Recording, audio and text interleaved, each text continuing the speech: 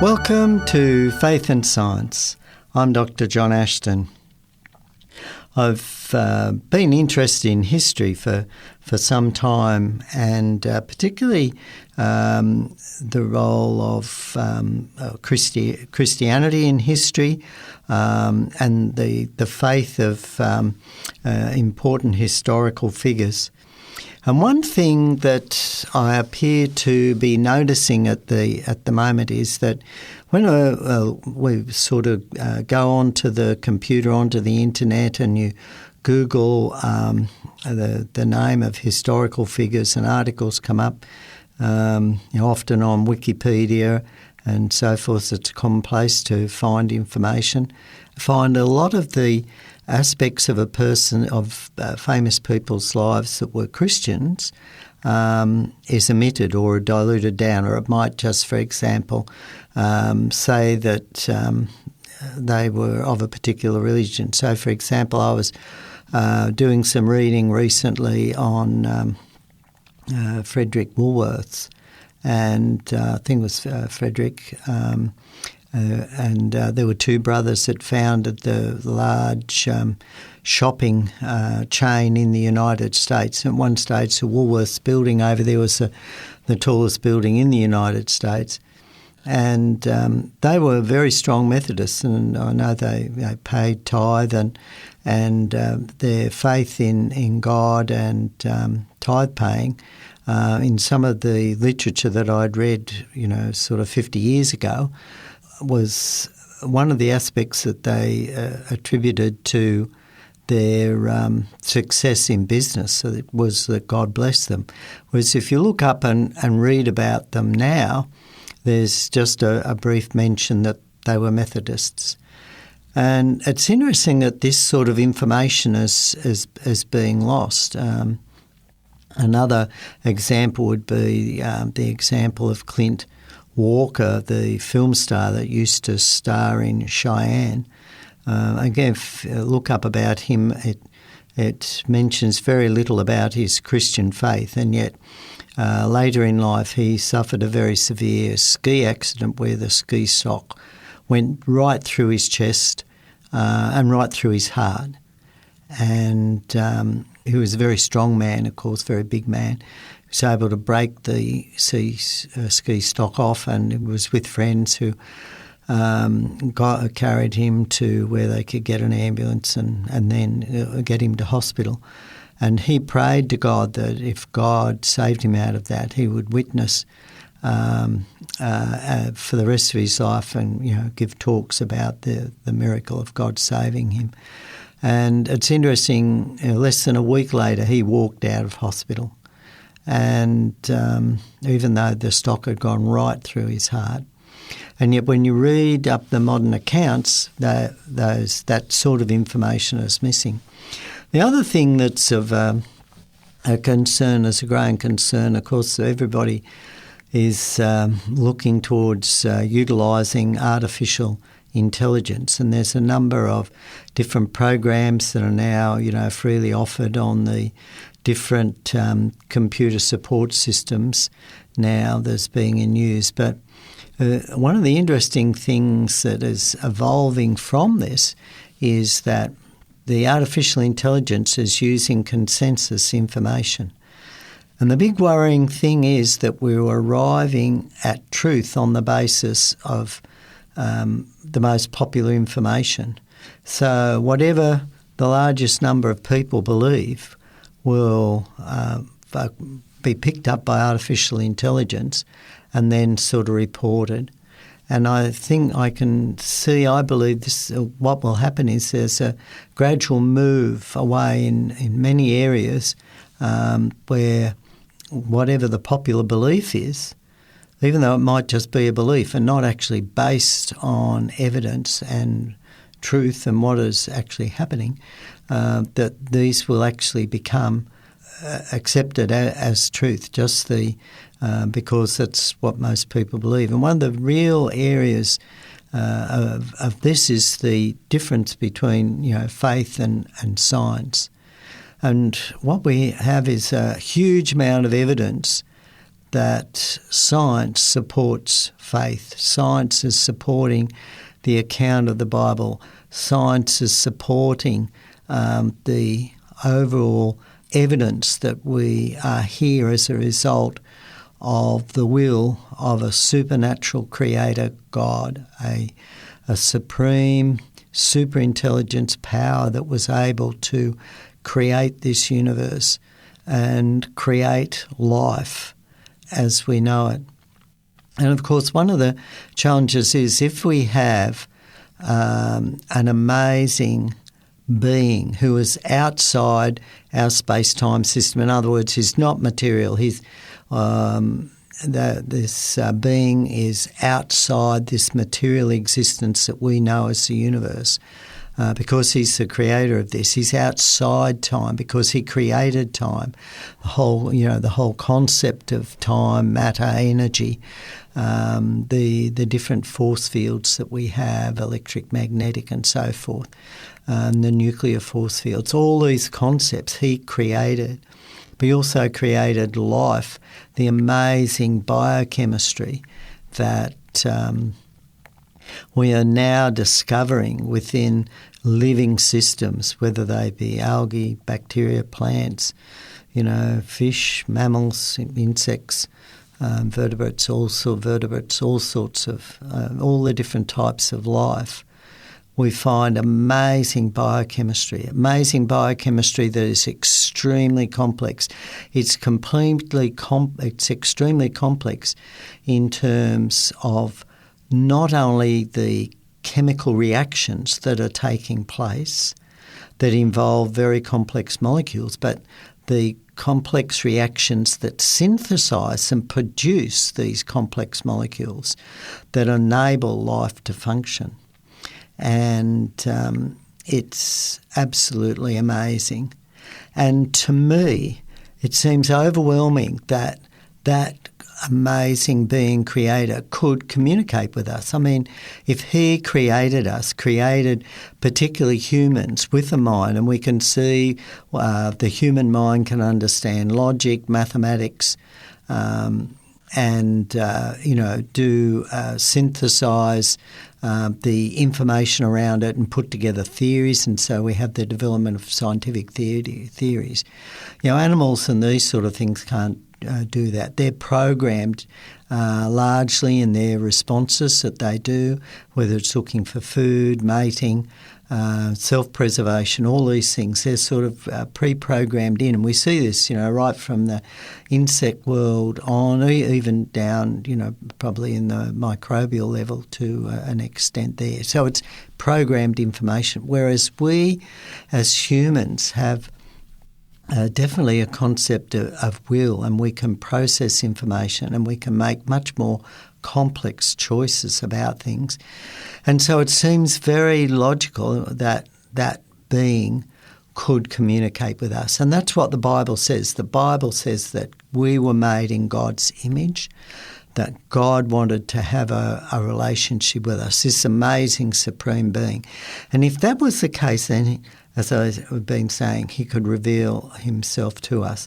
And I think, again, when we look at history, when we look at the structure of the Bible, there's overwhelming evidence that that the Bible was inspired by this being, that this being spoke to people either physically, audibly, through their minds, and they preserved this experience. They wrote it down, and over the years it was collected. And we know that, in the Bible there's, I think from memory, there's 44 different authors in the Bible that contributed to this, and that's all in harmony. It fits together. And also, of course, when we look at it from history, the parts of the Bible that we can definitely check independently by history with other external historical records, they all line up. But the Bible, of course, goes back to the creation of the world and goes back to evolution. The claim of evolution is a scientific theory to try and explain us, but we have so much evidence now that evolution, some sort of random blind mechanical process, can't explain the complexity of living things. And one of the things that evolution is really struggling to explain is the origin of language. It's a huge problem for evolution theory. Matter of fact, I was looking at this fairly recently, and I think I noted there were over a dozen, and maybe it was quite a bit more, but it was at least a dozen different theories were listed on Wikipedia as trying to explain the origin of language in evolutionary terms. But it's very clear that God gave us language. Now, one of the other fascinating things is there's the story in Genesis of the Tower of Babel and how God then confused the language. Everybody spoke one language, but God confused the languages. Again, and part of this was, you can see, was to counter some sort of worldwide system and dictatorship by dividing it all up. And of course, there's a massive move today against this in terms of globalisation. But you know, the human voice, again, is powerful evidence of creation. The systems are so complex, it's impossible to have evolved. So if we just look at the human voice, it consists of sound made that we make, and it includes our talking, singing, laughing, crying, and of course screaming and shouting and humming and yelling. And so we produce all these different types of sounds. And, of course, we could produce other sounds like clicks and whistles. But also we can change the level of sound. Now, of course, the mechanism for generating human voice is essentially the result of three different parts, and they have to work together. We've got the lungs, which sort of pump and produce the airflow and air pressure to actually vibrate our vocal cords. And then there's the vocal folds within the larynx or the voice box. And these vocal folds, what we call the vocal cords commonly, then vibrate and use the airflow from the lungs to create these audible pulses. And so the muscles of the larynx have to adjust the length and tension of those vocal folds. And that fine-tunes the pitch and the tone. Now, the third main part, of course, is what we call the articulators. And these are the other parts of the vocal tract that are actually above the larynx or the voice box. So that's the tongue, the palate, the cheek, the lips, etc. And what these do is they articulate and filter the sound emanating from the voice box. And they can also interact with the airflow and affect airflow, of course, with the shape of our mouth and lips and so forth. And so we can strengthen and weaken the sound. Now, it's amazing as I'm doing this, as I'm talking now, I'm actually doing this. So all these muscles are moving, and there's a huge number of muscles here that are moving, but I'm producing this speech. But I'm not thinking about moving any particular muscle. I'm just, talking. So we do it, subconsciously. But what we don't realise, of course, is that there's all these muscles that control all these different things, all these different components in the lungs, in the vocal cords, and the articulators, and this produces this amazing, complex speech that we have. And of course, when we become deaf and lose the ability to hear speech, it's really isolating. And also people who are born with a speech impediment or the inability to speak properly, the people who are dumb, it's very difficult, it's very frustrating for them to communicate. one of our close friends had a daughter who was born dumb, and it was quite a struggle for her to and deaf as well to learn to speak, or maybe she was just born deaf and had to learn to speak. It was very, very tricky. But it's amazing what the human voice can do. So we can produce a highly intricate array of sound, and our voice can be modulated. We can change it to suggest, different emotions such as anger and surprise, fear, or sadness and happiness. And also, though, as we're listening to someone, we can often get a bit of an idea of how old they are, whether they're male or female, and so forth. So we can gauge a little bit of information often about the person just from their speech. And, of course, people who are gifted with singing can actually create music. And, of course, adult men and women have actually different size vocal cords, and they have different size voice boxes. And so as a result of this, the male voice are usually lower pitched and have much larger vocal folds. It's interesting that these vocal cords, where they're attached to the back, right at the back of the larynx nearest the spinal cord, and to the front, they're attached to the side under the chin. They actually have now no outer edge as they bend into the side of the breathing tube. And it's interesting, they have, again, when we start drilling down into the intricacies of these things, we find that they've got a 3-layer construction. They've got a ligament, and then they've got the particular muscle that can shorten or bulge the folds. And they also then have on the sides what they call a vestibular fold or a false vocal cord, which has a small sac between its two folds. And the differences in these vocal fold sizes means that men and women generally have differently pitched voices. And also there are other genetic factors that cause variances between within men and women's own singing voices, for example. So, for example, in men you've got your bass, baritone, your baritone, tenor and countertenor. And, of course, women you've got contralto, alto, mezzo, soprano and soprano. So, again, we've got this huge range of variation. And, of course, these variations result in, the different accents. But it's amazing, too, as I watch my grandchildren growing up. You can see that children, it's amazing how quickly they can suddenly learn to speak. They get to an age, around 12 months, and then suddenly they're speaking.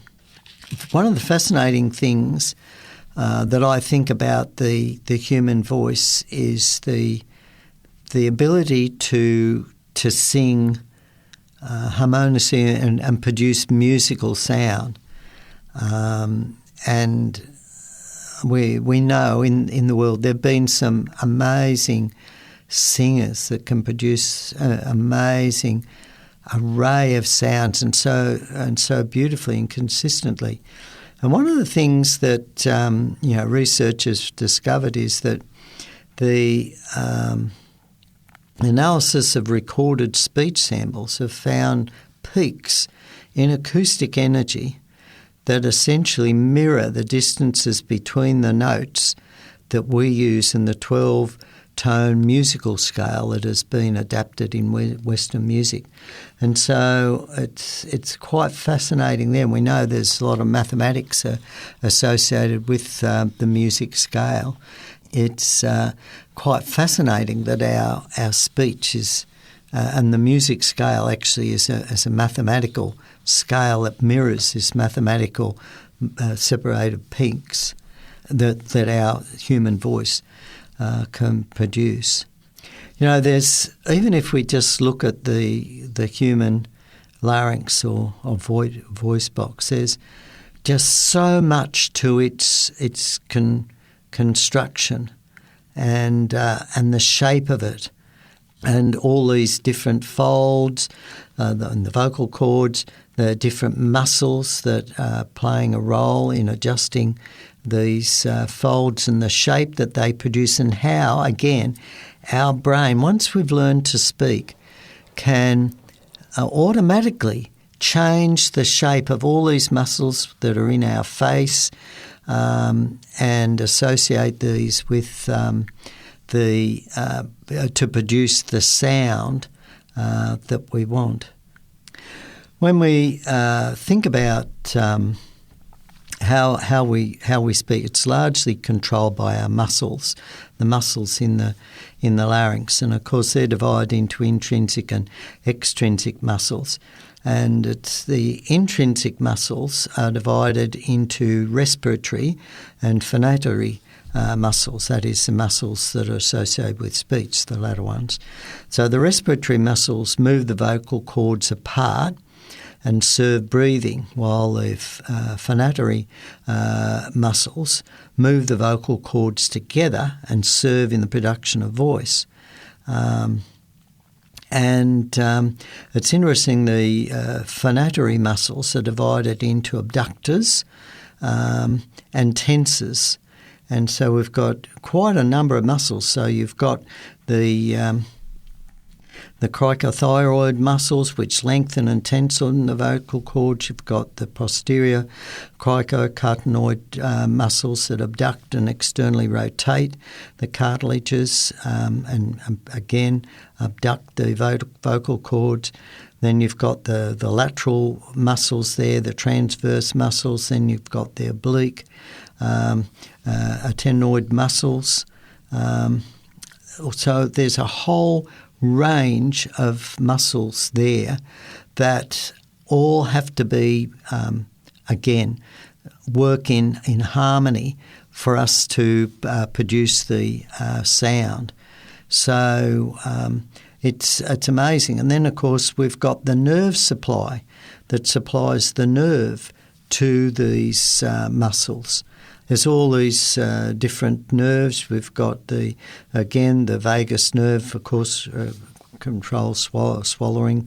Then we've got the laryngeal nerves and the cricothyroid muscle, which a part of that controls the cricothyroid muscle. So again, when we look at these muscles and the role they play, for example, if we get injury to one of the laryngeal nerves, it produces hoarseness in our voice, and it can lead to longer-term damage to our voice as well. So again, we've got these are amazing effects that all have to be coordinate to produce the sound. So again, as the manipulation of the larynx is used to generate a source of sound with a particular fundamental frequency of pitch, this source of sound is altered as it travels through the vocal tract. And as I mentioned earlier, we have the position of the tongue, lips and mouth and pharynx all sort of play a role in generating all different types of sound. And one of the things that impresses me is that this whole system is encoded for in the genetic code of our DNA. All the codes to produce all those different muscles to produce the actual structures of the cavity of our larynx, our lungs, the different passages and so forth, the muscles that can control our lips and tongue and so forth. There's all those nerves that control those muscles. There's all the connections in the brain. That's all programmed in our code. It all works together, and we're able to produce speech. Now, evolutionists want us to believe that this whole process just arose by blind, random, chance, chemical mutations. As there were mutations occurring in the DNA chain being damaged or, some sort of chemical mutation. And we can see it's absolutely impossible to produce this amazing, coordinated arrangement of different muscles and cavity shapes that enable us and to produce speech, as well as the nerves, the blood supply to the muscles. All these components are there encoded for in the DNA in a language that is just involves, as I mentioned many times, just 4 basic chemical bases that we abbreviate A, C, T and G. And so to me, this is just powerful evidence for this amazing supernatural creator who designed us and designed us to communicate not only with each other, but also with him through prayer. We can speak, we can think a prayer, but we can also speak a prayer. When God came as Jesus Christ, people were able to speak to him, and he spoke to people too. And of course we have the miracle of the resurrection that was recorded in history. And we know that the life of Christ changed the world. It changed our calendar. It changed our dating system. And of course many people want to eliminate that and change that. But it doesn't change the historical fact that this person miraculously came. God came as a person to live amongst us, to show us, and was miraculously resurrected, and then appeared to many after that, and appeared as he was taken to heaven. And of course, he tells us that in the same way, after death, there will be an end to this world, and we too that choose to believe in him also will be taken to be with him and live with him forever. This is a wonderful message of hope that the Bible gives us, and we have this amazing evidence from science that supports the existence of this supernatural being and the fact that he can preserve miraculously through the influencing the minds of men, the history of this world that's been recorded in the Bible. You've been listening to Faith and Science, and remember, if you want to re-listen to this program or earlier programs, just Google 3abnaustralia.org.au and click on the radio and listen button. I'm Dr. John Ashton. Have a great day.